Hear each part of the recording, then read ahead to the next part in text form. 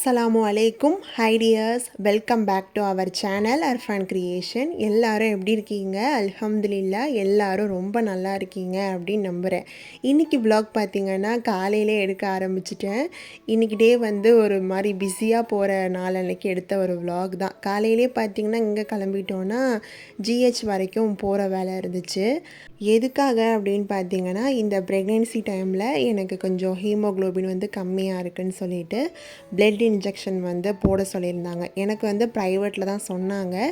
ஆனால் நான் ப்ரைவேட்டில் வந்து இன்ஜெக்ஷன் போடாமல் ஜிஹெச்சில் போட்டுக்கலான்னு சொல்லிட்டு அதுக்கு தான் வந்திருந்தோம்.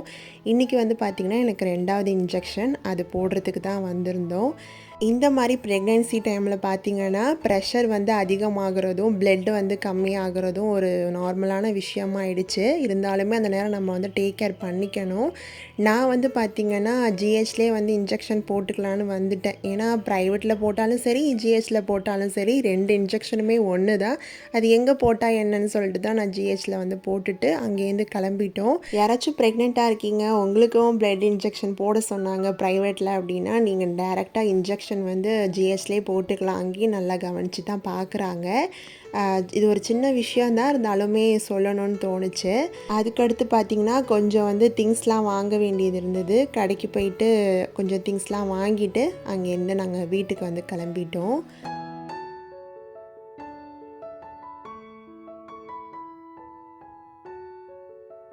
வீட்டுக்கு வந்ததுமே காலையிலே அர்ஃபான் குட்டியை வந்து ரெடி பண்ணி கூட்டிகிட்டு போனனால செம்ம டயர்டாக இருந்தான். தம்பியை தூங்க வச்சுட்டு நானும் வந்து போயிட்டேன்.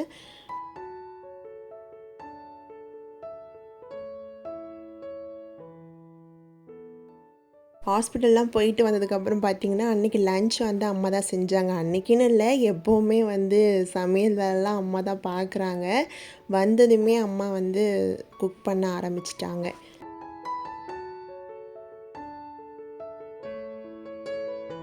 கொஞ்சம் க்ளீனிங் ஒர்க்லாம் இருந்துச்சு. சரி அதெல்லாம் பார்க்கலாமேன்னு சொல்லிட்டு ஸ்டார்ட் பண்ணது தான். ஏன்னா அன்றைக்கி வந்து தேர்ஸ்டே, ஃப்ரைடேக்கும் நாள் தான் இந்த வீடு க்ளீன் பண்ணுறது, ஏதாச்சும் அரேஞ்ச்மெண்ட் பண்ணுறதெல்லாம் பண்ணுவோம். சரின்னு சொல்லிட்டு இந்த க்ளீனிங் ஒர்க்கில் நானுமே ஸ்டார்ட் பண்ணிட்டேன். ஃபஸ்ட்டு வந்து இந்த சோஃபாவை வந்து க்ளீன் பண்ணிடலான்னு சொல்லிட்டு அதுக்கு தான் இதெல்லாம் ரெடி பண்ணிகிட்ருக்கேன். சோஃபா வந்து க்ளீன் பண்ணுறது ஒரு மலை அளவு கஷ்டம்லாம் கிடையாது. ரொம்ப சிம்பிளாகவே முடிஞ்சிடும்.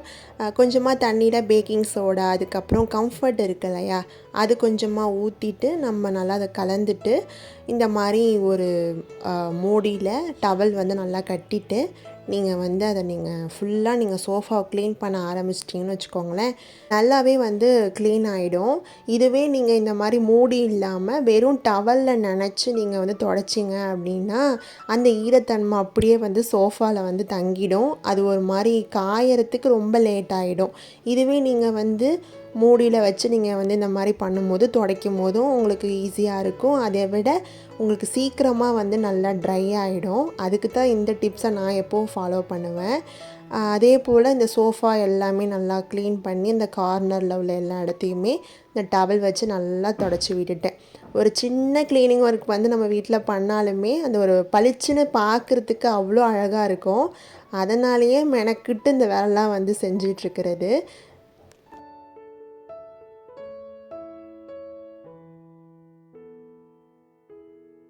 சோஃபா பார்த்திங்கன்னா நம்ம க்ளீன் பண்ணுறோம். அதை விட என்னென்னா கிளைமேட் வந்து எப்படி இருக்குன்னு பார்த்துக்கணும். நல்ல வெயில் இருக்கிற நேரத்தில் நம்ம வந்து இந்த மாதிரி தொடச்சி வச்சோம்னா அது நல்லா ட்ரை ஆகிறதுக்கு நமக்கு நல்லா கொஞ்சம் ஈஸியாகவே இருக்கும்.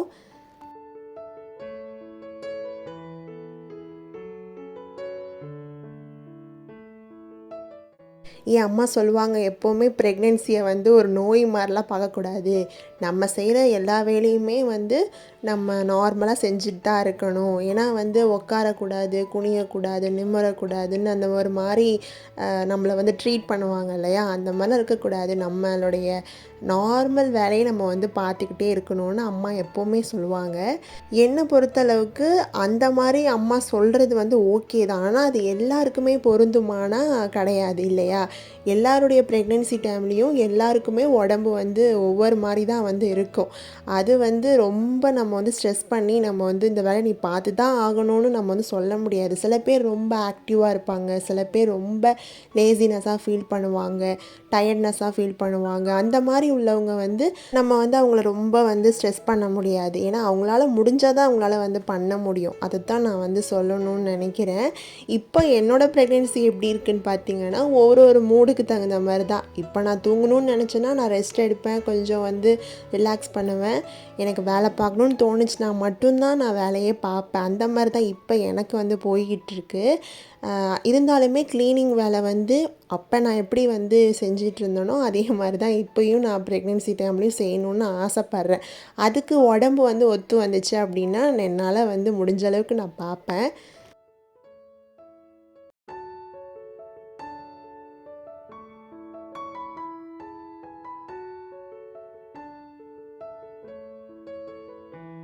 இந்த சோஃபாலாம் நல்லா ட்ரை ஆகிடுச்சு. ஒரு 20லேருந்து 30 நிமிஷம் தான் நான் வச்சுருப்பேன் வெயிலில். நல்லாவே காஞ்சு நல்லாவே ட்ரை ஆகிருந்தது. எல்லாமே அரேஞ்ச் பண்ணி வச்சாச்சு.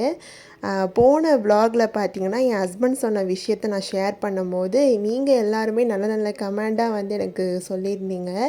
அதை படிக்க படிக்க எனக்கு ரொம்ப சந்தோஷமாக இருந்துச்சு. நீங்களும் இந்த அளவுக்கு வந்து நல்ல சப்போர்ட் பண்ணுறீங்களே அப்படின்ட்டு.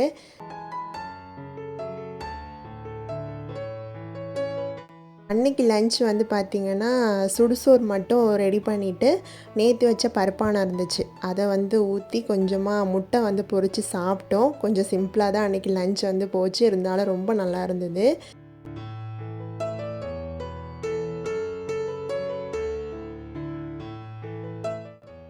அன்றைக்கி அர்ஃபான் குட்டி நாங்கள் சாப்பிட்டுட்டு இருக்கும் போதே எப்போவும் போல் முழிச்சிட்டான். இது ஒரு வழக்கமான ஒரு விஷயந்தான். எப்போ சாப்பிட்றோமோ அப்போ தான் வந்து அவனும் முழிப்பான். சாப்பிட்டதுக்கப்புறம் பார்த்திங்கன்னா அர்ஃபான் குட்டியை வந்து குளிக்க வச்சிடலான்னு சொல்லிட்டு குளிக்க வச்சுட்டு அதுக்கப்புறமா அவருக்கும் வந்து சாப்பாடெலாம் கொடுத்துட்டு கொஞ்சம் நேரம் போல் அவரோட வந்து விளையாடிட்டு இருந்தேன். அவ்வளோதான். இப்படி தான் வந்து அவரோட டைம் வந்து போகும்.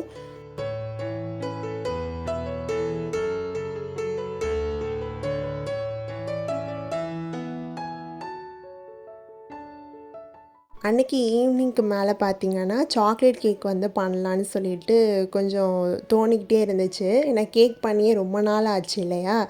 அந்த ரெசிப்பியுமே அப்படியே ஷேர் பண்ணலான்னு சொல்லிட்டு தான் ஒரு பேனில் பார்த்திங்கன்னா ஒரு 3 முட்டை வந்து எடுத்திருக்கேன். இந்த 3 முட்டையில் வந்து ஒரு அழுத்தமான ஒரு பகுதி இருக்கும், அதாவது கவுச்சுன்னு சொல்லுவோம்ல, அதை வந்து ரிமூவ் பண்ணிவிட்டு நம்ம நல்லா இந்த 3 முட்டையுமே நல்லா பீட் பண்ணி வச்சுக்கலாம். அப்போ தான் உங்களுக்கு அந்த எக்கோட ஸ்மெல் வந்து இருக்காது. இந்த அளவுக்கு நல்லா விஸ்க வச்சு நல்லா அந்த பபுள்ஸ் வர அளவுக்கு நம்ம நல்லா பீட் பண்ணிக்கணும். இந்த அளவுக்கு நல்லா பீட் பண்ண முட்டையில் வந்து ஒரு 1/2 கப் அளவுக்கு காய்ச்சி ஆற வச்ச பால் வந்து சேர்த்துருக்கேன். ஒரு 3/4 கப் அளவுக்கு நான் வந்து ஆயில் வந்து சேர்த்துக்கிறேன். எந்த ஒரு ஸ்மெல் இல்லாத ஆயிலாக வந்து சேர்த்துக்கலாம். ஒரு 2-3 ட்ராப்ஸ் அளவுக்கு நான் வெண்ணிலா எசன்ஸ் வந்து ஆட் பண்ணி நல்லா விஸ்க வச்சு திரும்பவும் நல்லா பீட் பண்ணிக்கிறேன். ஏன்னா இந்த முட்டையோட இது எல்லாமே நல்லா வந்து மிக்ஸ் ஆகணும். நல்லா வந்து கலந்து வச்சுக்கலாம். அடுத்து நான் ஒரு 1/2 கப் அளவுக்கு நான் சுகர் வந்து எடுத்திருக்கேன். சுகர் பார்த்திங்கன்னா ஒரேடியாக நம்ம வந்து எப்போவுமே சேர்க்கக்கூடாது, கொஞ்சம் கொஞ்சமாக நம்ம வந்து சேர்த்துக்கலாம். இப்போ நான் பாதி சுகர் வந்து சேர்த்து நல்லா மிக்ஸ் பண்ணிவிட்டு அதுக்கப்புறமா மீதமுள்ள சுகரை வந்து சேர்த்துக்கிறேன். இந்த மாதிரி நம்ம வந்து சேர்க்கும் போது தான் உங்களுக்கு சீக்கிரமாக வந்து சுகர் நல்லா கரைஞ்சி ஒரு க்ரீமியான டெக்ஸ்சருக்கு வந்து வரும். இப்போ அடுத்து பார்த்திங்கன்னா நான் ஒரு 1/2 கப் அளவுக்கு கோதுமை மாவு வந்து எடுத்திருக்கேன். நீங்கள் மைதா மாவும் சேர்த்துக்கலாம். நான் கோதுமை மாவு தான் வந்து எடுத்திருக்கேன், ஏன்னா அர்ஃபான் குட்டிக்கு கொடுக்கணும் அப்படிங்கிறனால. அதுக்கடுத்து ஒரு 50 கிராம் போல் நான் கொக்கோ பவுட்ரு வந்து சேர்த்துக்கிறேன். இந்த ரெண்டுமே பார்த்திங்கன்னா கட்டி இல்லாமல் நல்லா நம்ம வந்து சலிச்சு வச்சுக்கலாம். எப்போவுமே கேக் பண்ணும்போது இந்த மாதிரி நல்லா சலிச்சுட்டு தான் வந்து சேர்க்கணும். அது எல்லாருக்கும் தெரிஞ்சது தான், இருந்தாலும் சொல்கிறேன். அதுக்கடுத்து பார்த்திங்கன்னா 1/2 டீஸ்பூன் போல் பேக்கிங் பவுடர், 3/4 டீஸ்பூன் போல் பேக்கிங் சோடா, 1/4 டீஸ்பூன் போல் உப்பு வந்து சேர்த்து நல்லா வந்து மிக்ஸ் பண்ணிக்கோங்க. எப்போவுமே விஸ்க் வச்சு மிக்ஸ் பண்ணும்போது ஒரே பக்கமாக நீங்கள் வந்து ரொட்டேட் பண்ணி மிக்ஸ் பண்ணுங்கள். 2 பக்கமும் போட்டு மிக்ஸ் பண்ணக்கூடாது. ஒரே பக்கமாக மிக்ஸ் பண்ணால் தான் உங்களுக்கு வந்து கேக் பேட்டர் வந்து ஒரு க்ரீமியான டெக்ஸ்சரில் பர்ஃபெக்டாக வந்து ரெடி ஆகும்.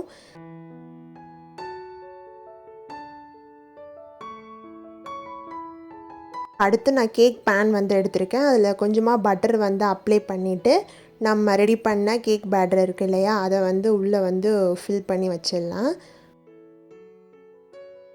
இந்த மாதிரி பார்த்திங்கன்னா ஒரு வாட்டி நல்லா டேப் பண்ணி விட்டுருங்க. அதுக்கப்புறமா நம்ம வந்து பேனில் வச்சிடலாம். நான் பேன் பார்த்திங்கன்னா ஒரு 5 நிமிஷத்துக்கு முன்னாடியே ப்ரீஹீட் பண்ணி வச்சுருக்கேன். உள்ளே ஒரு சில்வர் மூடி வந்து போட்டிருக்கேன் ஸ்டாண்டுக்காக.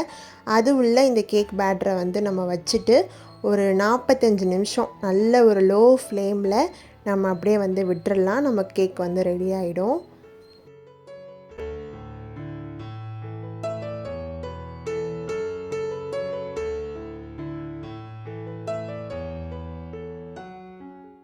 நம்மளோட சாக்லேட் கேக் பார்த்திங்கன்னா சூப்பராக ரெடி ஆகிடுச்சு.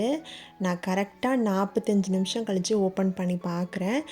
இந்த மாதிரி ஏதாச்சும் ஒரு ஸ்டிக்கை வச்சு நீங்கள் உள்ளே வந்து குத்தி பார்த்தீங்கன்னா ஒட்டாமல் வரணும். இந்த மாதிரி இருந்தால் தான் நமக்கு வந்து கேக் வந்து நல்லா பேக் ஆகிருக்கு அப்படின்னு அர்த்தம். நம்மளோட கேக் வந்து சூப்பராக வந்து ரெடி ஆகிடுச்சு.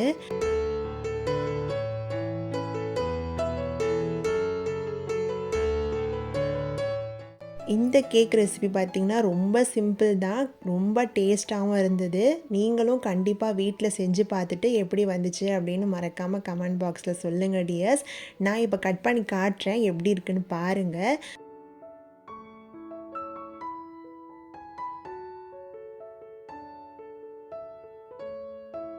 கேக் பார்த்திங்கன்னா செம்ம ஸ்பாஞ்சியாக சூப்பராக வந்து இருந்தது. நான் மெயினாக பார்த்திங்கன்னா அர்ஃபான் குட்டிக்காக தான் இது ரெடி பண்ணனே.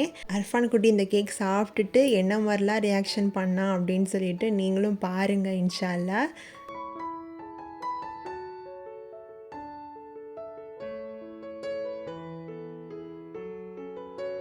அர்ஃபான் குட்டியை பொறுத்தளவுக்கு அவனுக்கு ஒரு சாப்பிட்ற விஷயம் வந்து பிடிச்சிருந்துச்சுன்னா சூப்பர்னு கை காட்டுவான். அந்த கேக் சாப்பிட்டுட்டு அவன் அந்த மாதிரி கை காட்டும் போது எனக்குமே ரொம்ப ஹாப்பியாக இருந்துச்சு. நம்ம யாருக்காக செய்கிறோமோ அவங்களுக்கு அந்த விஷயம் வந்து பிடிச்சிருந்தாலே நமக்கு வந்து ரொம்ப சந்தோஷமாக இருக்கும்ல, அந்த மாதிரி தான் எனக்கு இருந்துச்சு. ஓகே டியர்ஸ், இந்த விலாக் உங்கள் எல்லாருக்கும் ரொம்ப இன்ட்ரெஸ்டிங்காக இருந்திருக்கும்னு நினைக்கிறேன். வீடியோ ஃபுல்லாக பிடிச்சிருந்தா மறக்காமல் லைக் பண்ணுங்கள், ஷேர் பண்ணுங்கள், கமெண்ட் பண்ணுங்கள். மறக்காமல் நம்ம சேனலை சப்ஸ்கிரைப் பண்ணாதவங்க மறக்காமல் சப்ஸ்கிரைப் பண்ணிவிட்டு பக்கத்தில் உள்ள பெல் ஐக்கானையும் ப்ரெஸ் பண்ணி ஆளுங்கிற ஆப்ஷனை கிளிக் பண்ணி வச்சுக்கோங்க. அப்போ தான் நான் போடுற ஒவ்வொரு இன்ட்ரெஸ்டிங்கான வீடியோவும் நீங்கள் மிஸ் பண்ணாமல் பார்க்க முடியும். தேங்க்ஸ் ஃபார் வாட்சிங் டியர்ஸ். அஸ்ஸலாமு அலைக்கும். எல்லாரும் ஹாப்பியாக சந்தோஷமாக இருங்க.